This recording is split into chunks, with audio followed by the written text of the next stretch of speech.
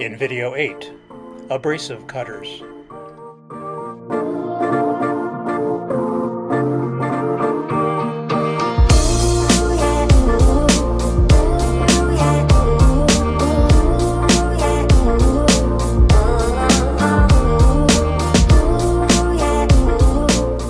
These abrasive cutters that are used for cutting ferrous metals, in other words for cutting steel, not for cutting aluminum. And these are of course power tools as opposed to hand tools. The miniature chop saw at the top of the screen is perfect for cutting steel machine screws and tubing. It produces nice square cuts.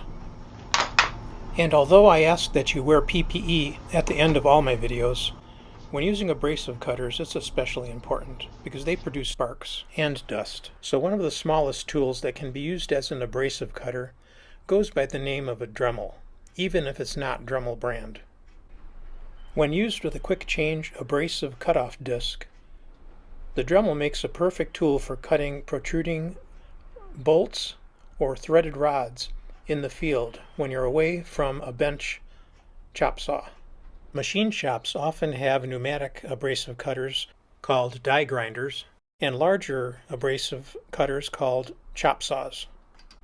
For smaller jobs, just installing an abrasive cutoff disc on one of these smaller saws makes a nice abrasive cutter.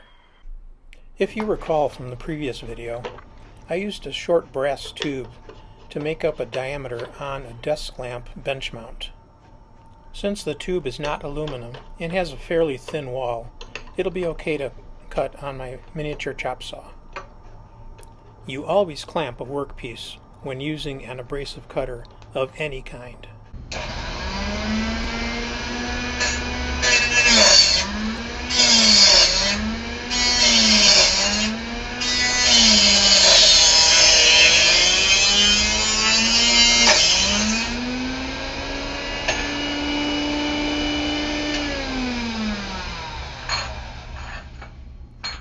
Now let's cut the hex head off of a steel 1/4-20 machine screw.